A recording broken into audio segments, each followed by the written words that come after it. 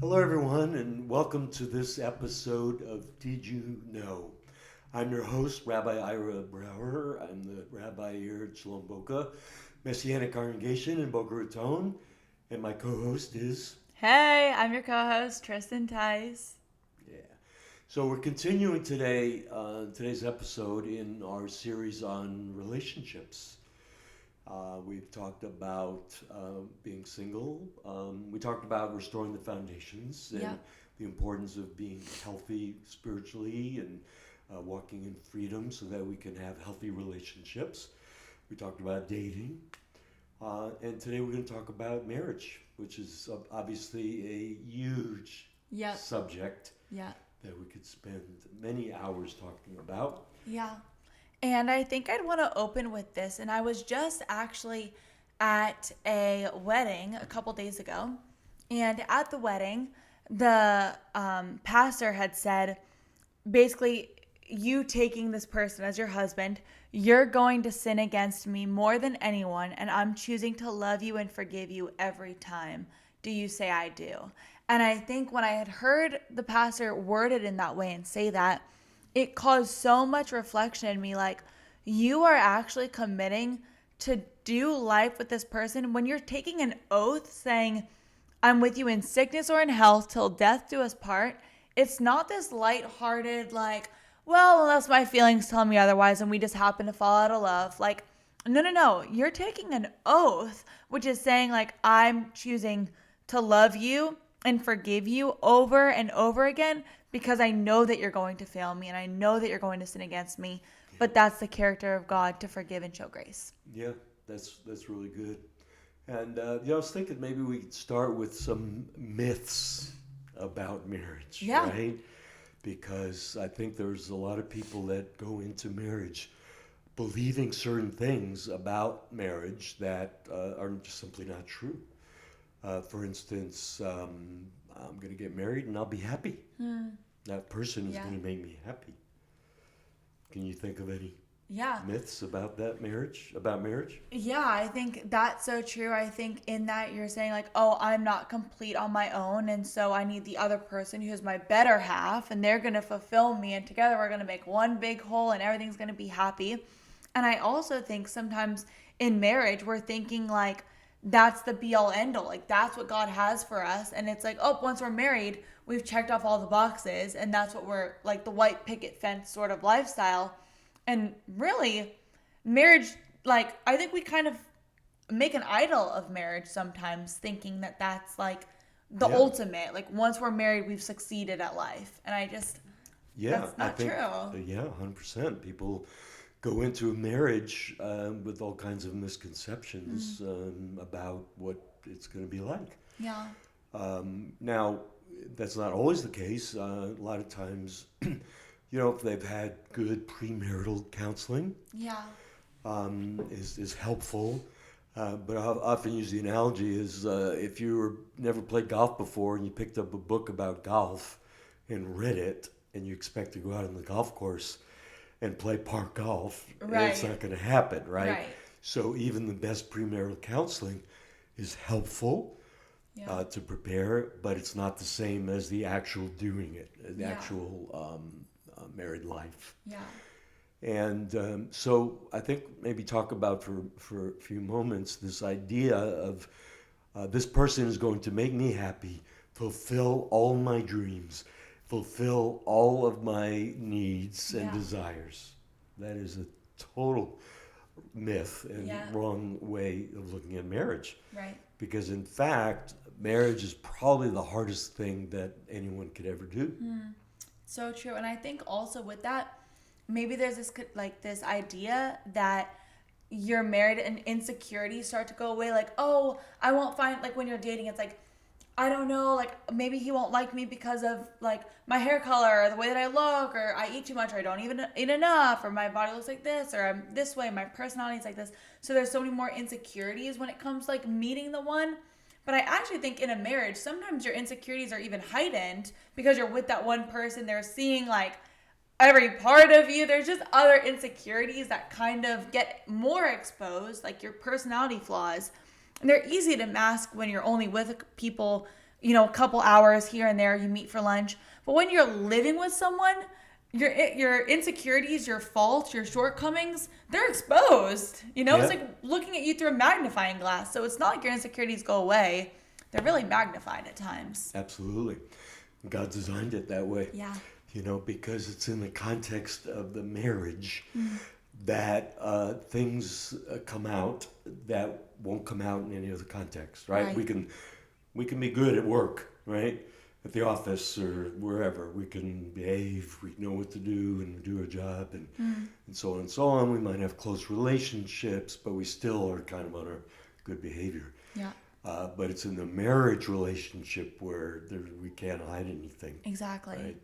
So one teacher said that a lot of people get married to be happy, but marriage is not for happiness. Marriage is for holiness. Yep. So true. So what does that mean for holiness? Well, what does it mean to be holy? Right? To be holy is to be more like God, more like Yeshua, more like Jesus, right? And how do we get there? Getting there is a process. We call that sanctification, right? Yeah. Which is a big word, meaning we become more and more like Him. Right. Over time, He refines things in our heart. Because the things that are not Yeshua-like, we need to address. Yes.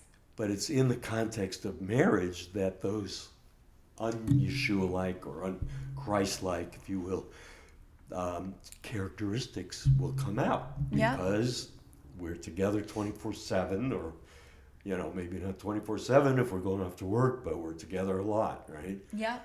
And we push each other's buttons Right. in that context. So what comes out when our buttons are pushed in the context of marriage are the exact things that God wants us to address. Right. Character issues and so on. Yeah, that's such a big part. Like, that's the ultimate, your character. That's it. Like, what is your character in marriage? What are the fruits of who you really are? And Right. on a side note with that, like, I knew someone, really great friend, but he just had a lot of anger issues at times. Yeah. I'm sure you know where I'm going with this. Sure. Yeah, like, just a ton of anger issues and, like, just, some things in his character that I was like, I don't know, we were friends, but whatever. And it was like, I just know that in a marriage context, like, if you're not addressing that right now and you're getting angry over not finding a parking spot driving on campus, or you're angry about, like, it's the day before and you have to do homework or whatever it is, like, those are pretty minimal things compared to, no money's in the bank. What are we going to do if we can't pay our rent? Like, the worst of you comes out, especially if you have issues that need a root healing. Exactly. Yeah, exactly. So in the context of the Restoring the Foundations, the RTF ministry that my wife and I have been doing for about the last 10 years, we've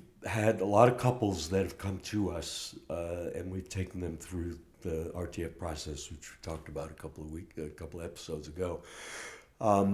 But the generally speaking, let's say, what happens in the marriage, in other words, to use your example of someone that's got an anger issue,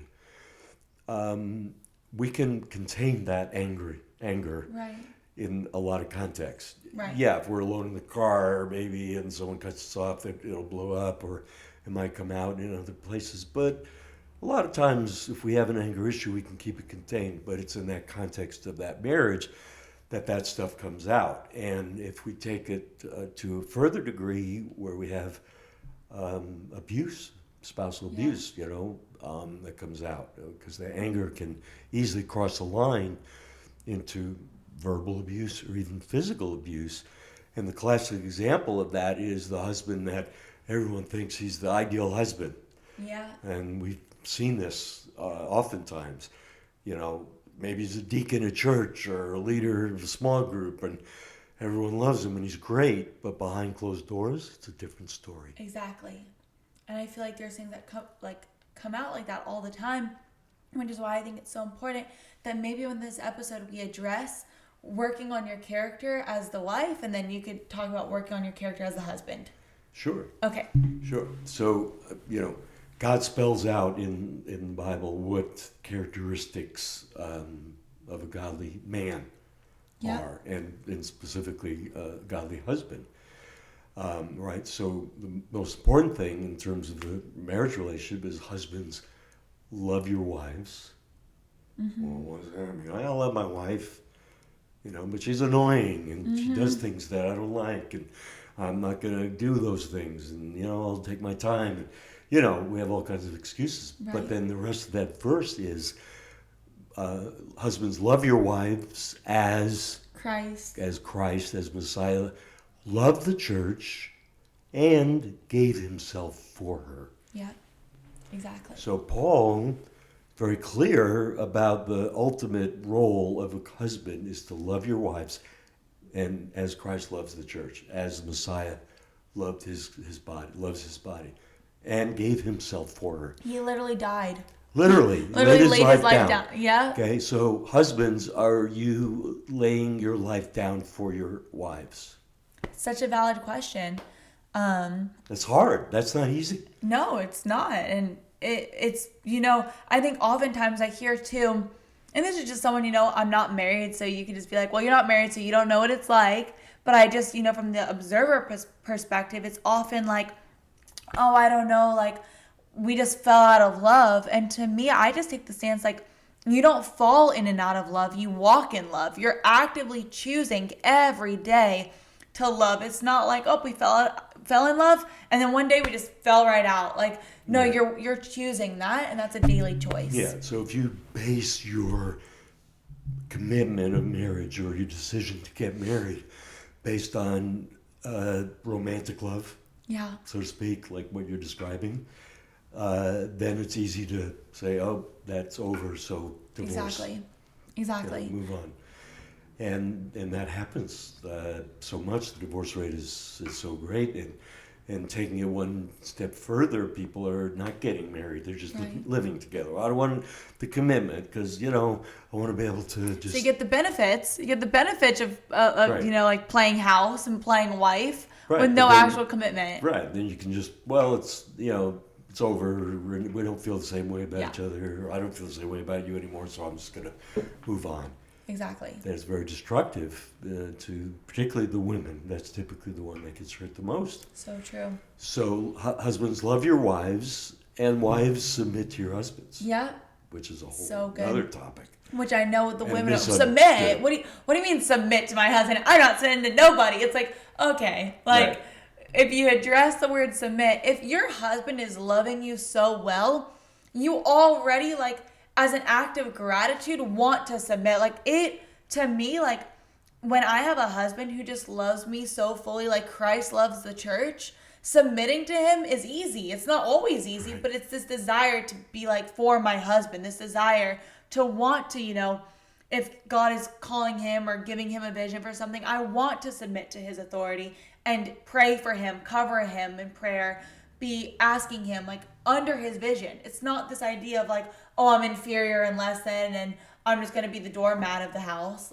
No. Yeah, 100%. And this is why you look at the scriptures. It's so practical. Yeah. God designed marriage, and He didn't just say, "Okay, figure it out yourselves." Exactly. No, He gave us a blueprint on how to have a successful marriage. Now, a successful marriage, what does that mean? It's, we're both happily in love and we do great things together. No, God has a purpose for the marriage. There's several purposes that we can talk about the marriage. One of the reasons that God designed it goes back to Genesis, that together they would subdue the earth. Right? Exactly. And so in our context, in particular in the New Testament context, husband and wife, the marriage was designed to be a witness to the world of how Messiah loves his body. Yeah. Because we're called the bride of Christ, the bride of Messiah. Right. So we're married to him. Yeah. Also, God and Israel is another metaphor. Israel's God's bride. Mm-hmm. Right? Isn't it interesting that in heaven there's no marriage? Have you ever thought about that with your wife? I It's know. just I how know. we were just talking about that at dinner last night, me and my family. Like, what do you mean there's no marriage? Like, they're just gonna be like any normal person? What do you think about that? You don't know? You're just like, I don't know. I don't know. It's kind of Because, interesting. yeah, it's not. It's like all aspects of that realm. Yeah. We don't know. It's hard to grasp. It's hard to grasp. Yeah, it's like trying to explain marriage to an 8-year-old. Yeah, but I also think like you're gonna be so like in awe of the presence of God and the angels singing holy, holy, holy, and the community and the work. Like you're Right. not. That's not. Yeah, Anyway. it's such a dimension that's so much greater, Yeah. exponentially greater than what we can experience here on earth. Yeah. So what is the best life we can have here on earth? A good marriage, good family, loving friends, community, all great things. Yeah. Heaven is another dimension beyond those great things, right? Wait, I love the way you just worded that. I just, like, something hit my heart in that. Like, it's meant to be a reflection of bringing heaven down to earth. And so, what are the good things? Like, good things of God. Having family, your wife, your husband, your children, having your life, you have your work, but you're together. And it's not money and fame and fortune and living this lavish out there lifestyle. Like, in order to have like the life that the Lord intended for us is a reflection of heaven on earth. And It was never in all of the stuff and the things and the glamour and the shiny gold whatever's. It's in a big part is family, I think. Yeah. Yeah. Wow. And that starts with a healthy marriage. Yeah. And so I want to go through and talk about the characteristics of a wife. And then we could go back and talk about the characteristics of the man. I know you started getting into it, or the husband. Yeah, and just how that husbands, makes. love your wives. Yeah. And sacrifice for them. Yeah. And so Proverbs 31, I'm going to read through Proverbs 31 starting at verse 10, and it talks about the epilogue of the wife of noble character. And so we talked about how your character is what really gets refined and tested in your marriage. And I just think this is so important. This is something I pray over myself. I'm not married. I'm not even in a relationship. But Lord, like, make my heart like this. Make me like this and change me, So it says, a wife of noble character who can find? She is worth far more than rubies. Her husband has full confidence in her and lacks nothing of value. She brings him good, not harm, all the days of her life. She selects wool and flax and works with eager hands. She is like the merchant ships, bringing her food from afar. She gets up while it is still night. She provides food for her family and portions for her female servants. She considers a field and buys it. Out of her earnings, she plants a vineyard. She sets about her work vigorously. Her arms are strong for her tasks. She sees that her trading is profitable, and her lamp does not go out at night. In her hand, she holds the distaff and grasps the spindle with her fingers. She opens her arms to the poor and extends her hands to the needy. When it snows, she has no fear for her household, for all of them are clothed in scarlet. She makes coverings for her bed. She is clothed in fine linen and purple.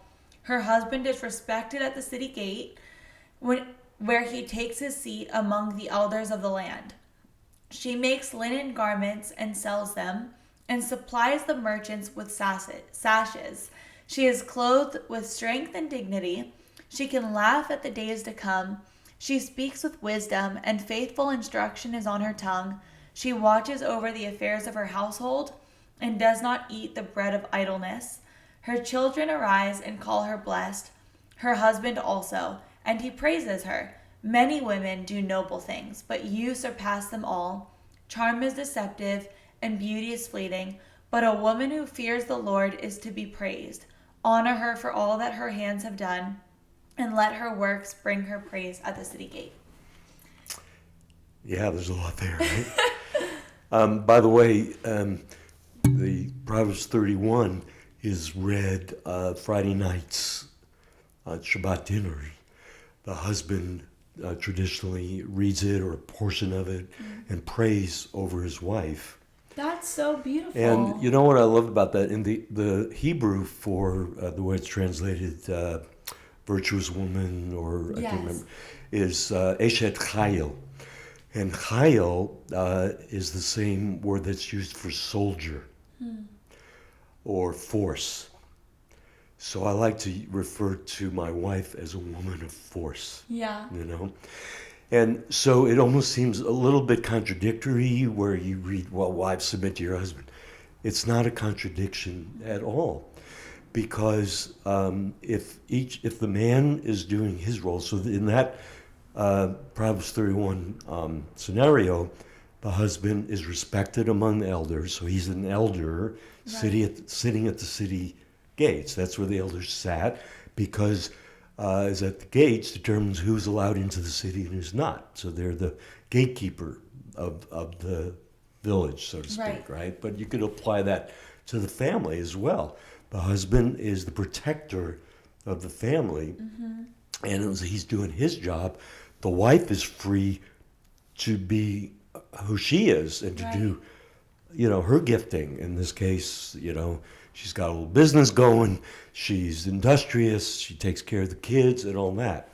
So they're both fulfilling their God-given roles within that context. And that's a beautiful picture. And if the wife feels protected, supported, she's safe, she's secure, that enables her to do these things, to have her husband have full confidence in her and lack nothing of value, to bring him good and not harm all the days of her life, because she feels protected, cared for, loved, like he would lay his life down for her, has her best interest in mind. So out of gratitude, she wants to do all of these things. And on the other end, like, the husband is doing his part as well by being the elder at the city gate. So what is the husband? Like, we always talk about, like, I hear, guy friends like, oh, I want a Proverbs 31 wife. I want a Proverbs 31 wife, blah, blah, blah. I'm like, are you a Proverbs 31 man? Should we talk about that? Right. So.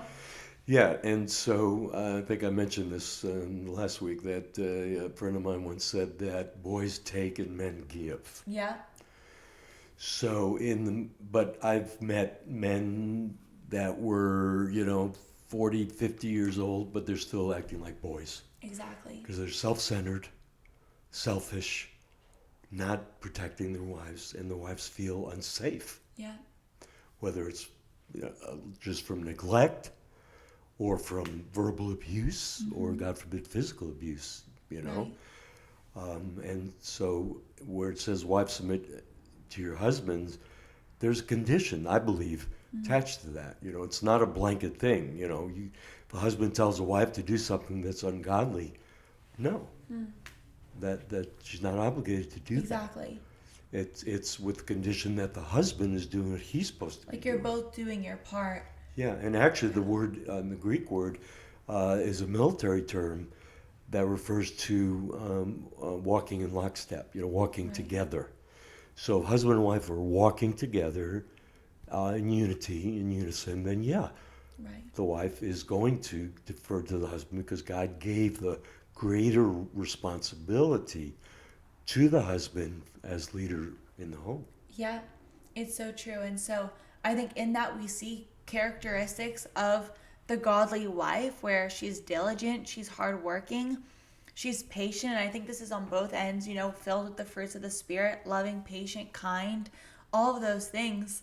But those are just some qualities that I think if we look at that and we address that at the root of our character, am I patient when I'm waiting in line to check out at the grocery store? Like, am I kind to the person who's not someone of stature, who's just somebody, but like, am I only kind to the people who have something to offer to me, or am I kind to all people no matter who they are or where I meet them?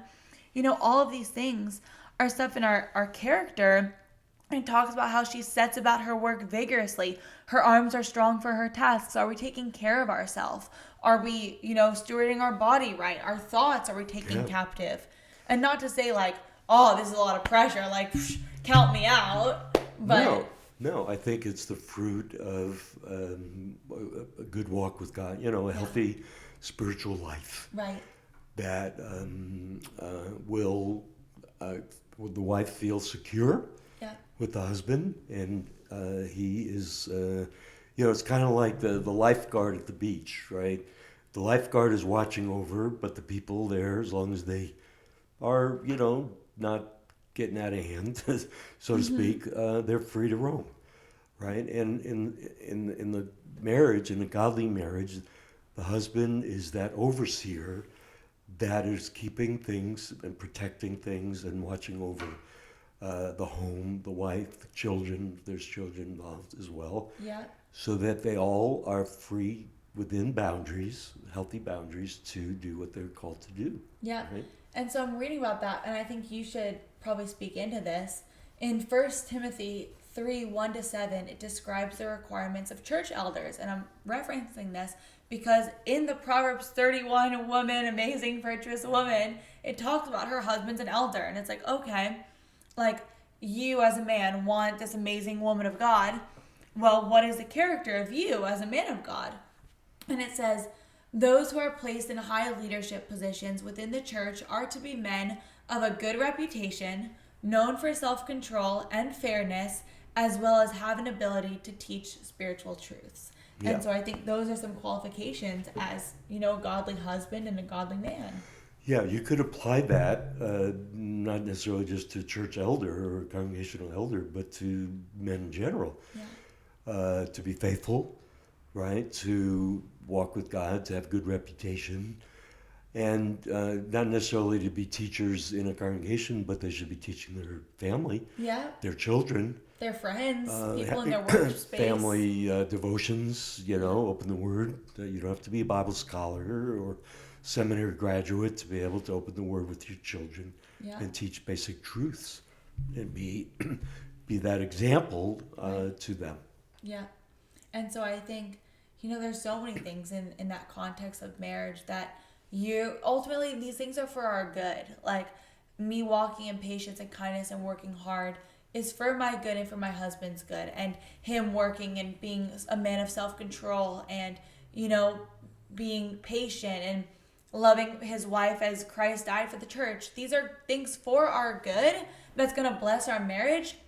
And then other people will see our life and give glory to God for it. Like, look at their marriage. Look at how serving they are to each other. Look at how, she's always like femininely like beautiful. She's taking care of the kids. She's patient. She's always checking in on the neighborhood or bringing by goodies or whatever. Like, it's already in and of itself a reflection.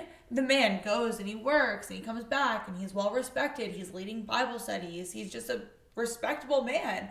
And that's such a witness, which is also the goal, that our marriage is a reflection to the people around us to glorify God and ask, like, I want what you have. Why did my marriage fail? What love am I looking for? Yeah. So I'll share a little bit of my own background. So those of you that have watched, heard my story. So my wife and I got married. I was not a believer. I was atheist. And my wife was a backslidden Baptist. Yeah. Gloria, right? So we got married and, through the journey, I came to faith, a couple of years after we got married. I knew nothing about the proper role. I had already had one failed marriage previously. Proper role, what does that mean? And she didn't either, and because her parents, her model, so her mom did everything. So her dad was a hard worker, went out and worked, but mom did everything, even putting out his clothes, right, in the morning, right? Took care of everything, took care of the money, took care of the food, the shopping, the whole thing.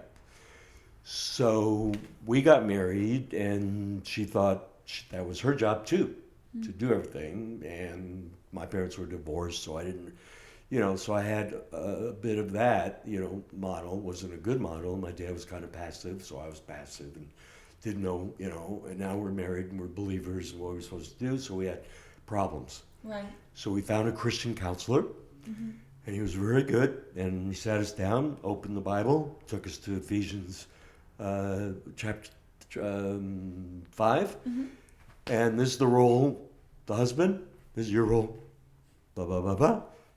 This is the role of the wife, this is your role. And Gloria would share this in her testimony, and that is she was really relieved because she realized that things that she thought she was supposed to be doing was my job. Yeah. And I'm going, oh, that's my job? Great. Right. So we started trying to work through those things. It wasn't easy. and we continued to have problems. We were also having a lot of financial issues and things like that. Right. So I was starting to develop my relationship with God, right? I was having daily devotions and growing. I was being discipled and so on and so on. And there was a time where I was really struggling with being a husband. What was I supposed to be doing? How do I love her? And I remember God asking me one time if I would let him love her through me. Wow. Right? Just be the conduit of his love instead of me trying to figure out how I am supposed to love That's her. so good. And I thought, okay, yeah, God, I can do that. And it just started happening. And from that moment, I was beginning to love her, allowing God to love her through me. Wow. And one of the ways was about her love language, which we maybe could talk about another time. Love languages are really, really valuable as a way of showing love for your spouse. One of her love languages, is acts of service. That was not my love language at all, meaning serving other people. Right. I wasn't raised that way. So I had to learn that, especially going into ministry, which we did years later. Right. But at that time, just starting to love her, like serving, like simple things like loading the dishwasher, cleaning up Exactly. the room or things like that. Yep. So these are things that we can learn how to do. They don't come naturally. Yeah. Being that godly husband, being that godly wife, we can learn how to do those things. Yeah. And again, the Word of God is our manual, teaching So us. true. He literally lays out so much in the foundation, which is why I think it's so important. Like, read the Word. Like, if you're like, I don't know how to be a good wife, I don't even know what that means to be a wife for someone one day, and I don't know how to be a good husband, read the manual. Like, it really does help. Yeah, I know it sometimes does. it's like when you get a car and you get the manual, you just take it and just like, that's a lot of words. Anyways, I'll figure it out. I know how to drive. And it's like, well, maybe we read the manual, Yeah, especially these days with all the technology. Oh, yeah, the terms and conditions, like my Apple, I'm just like, yep, scroll, check, good. I know how to use a phone. But it's like, But if you're know, getting it for the first time, it's like, like, what's even going on? Yeah, So- it's the same thing. So if we don't use the manual, we don't put the right gas in the engine, Yeah, what are we going to get? We're going to get problems. exactly. Right?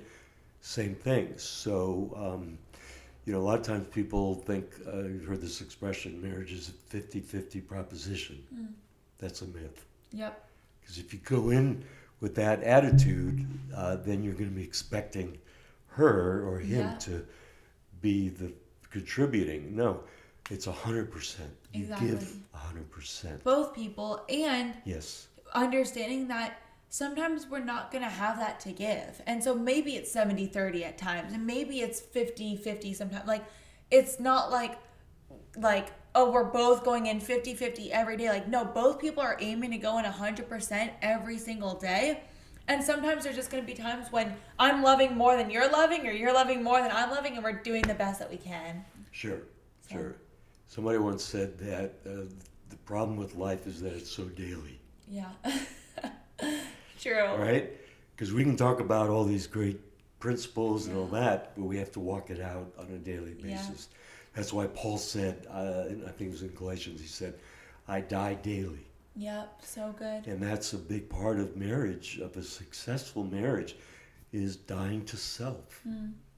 So if we each come in willing to give 100%, then we both have our needs met, Yep. right? We'll both be in a good place. Yep. But if I go in expecting you to give me 50% and I'm going to give you, no, that doesn't work. Yeah, it's so true. You got to go with the expectation that we're both showing up. We're both, doing our part. And just not giving up in those seasons, in those moments when, maybe sometimes there's like a spouse is going through like a depression or something's going on, lost a loved one.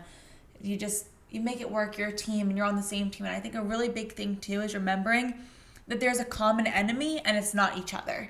And when there's lying and there's stealing and there's this and you didn't tell me you were spending the money on that and I didn't know you were going there, the enemy is involved in all of that. The lying, the scheming, the cheating. Yep. Like, 100%. my husband is not my enemy and I'm not his. We're on the same team, but I think at times we're just seeing that person, but we're seeing the devil work through them and Yes. use what's going on to divide us, because the devil wants to steal, kill, and destroy, and his tactic is to divide. And if he can divide the household or attack us and isolate us, the marriage falls apart, the witness falls apart. So, Sure, and the marriage is top of his list yeah, so in true. terms of 'Cause it- destruction. It displays God. Sure, if you have a couple that are believers, claim to be believers, and they're on the outs and they're getting ready for divorce, that destroys their witness. Yeah. So we've, in the course of our time with RTF, we've had couples that have come to us that were literally on the verge of divorce. That if this didn't work, that was the last stop, and we've seen miracles. Wow. God is the God of restoration. Yeah. So we just set the table and we use the tools that we've been taught, and God does the rest. Yeah.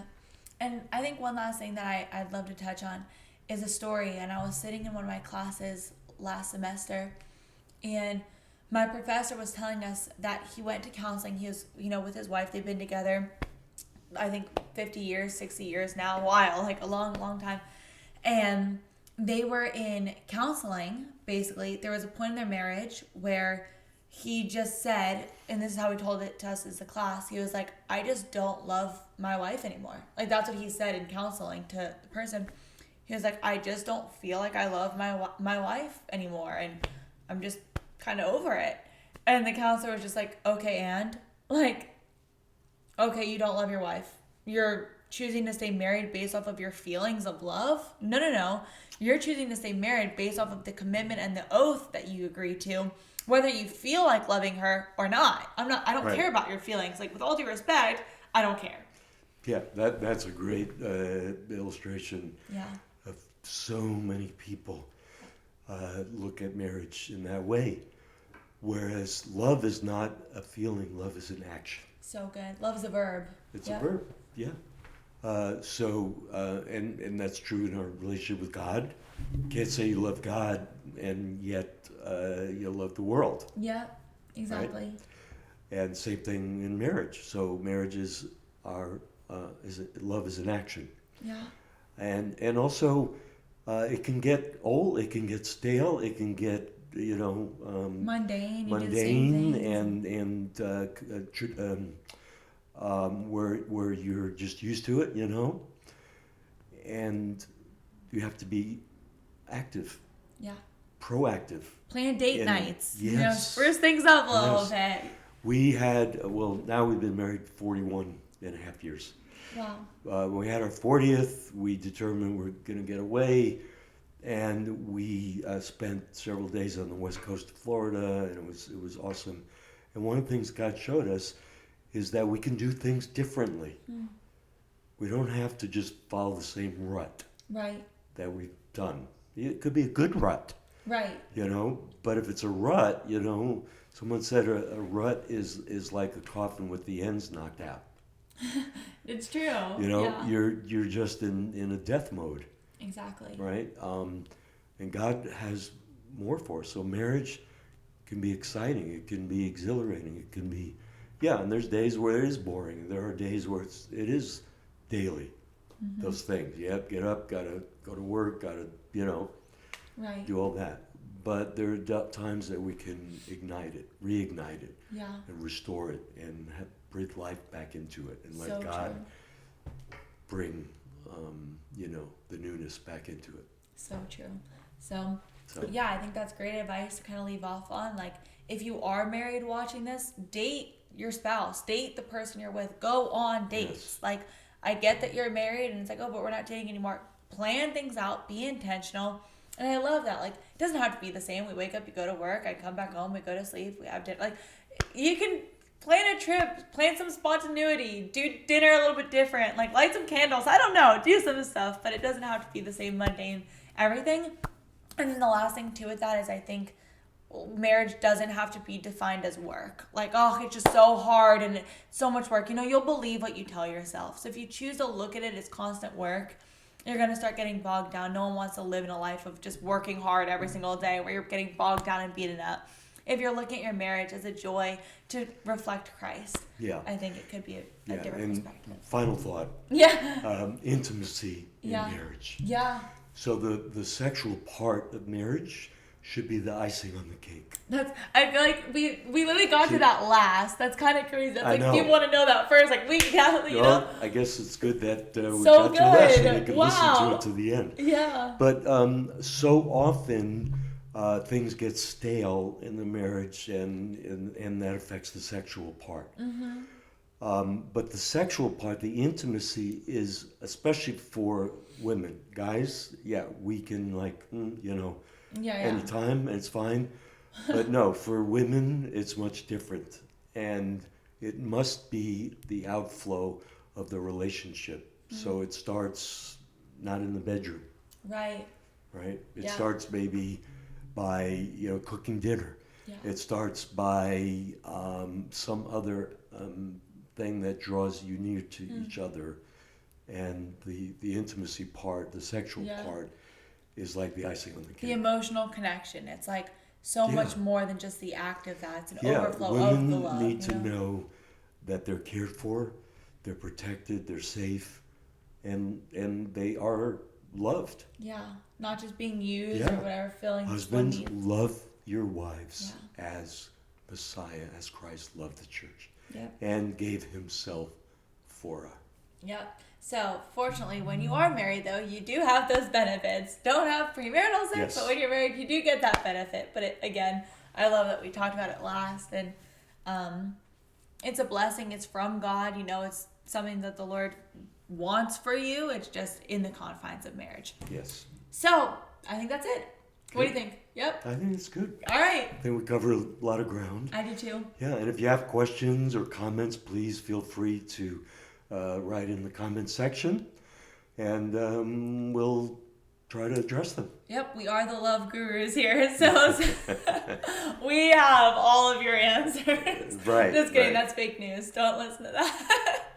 But comment, subscribe, but write into us. You can find us on, Instagram, TikTok, reach out, comment below. But we would love to help you navigate through situations you're in or talk about things from the biblical perspective. Yeah, We and love you guys. You can private message Yeah. as well. So true. We love you guys. Bye. Hey everyone, really excited to share about a book that I wrote, been working on for the last year and a half, and it's finally came out recently, and it's called An Atheist, a Drug Dealer, and a Rabbi, and that's me.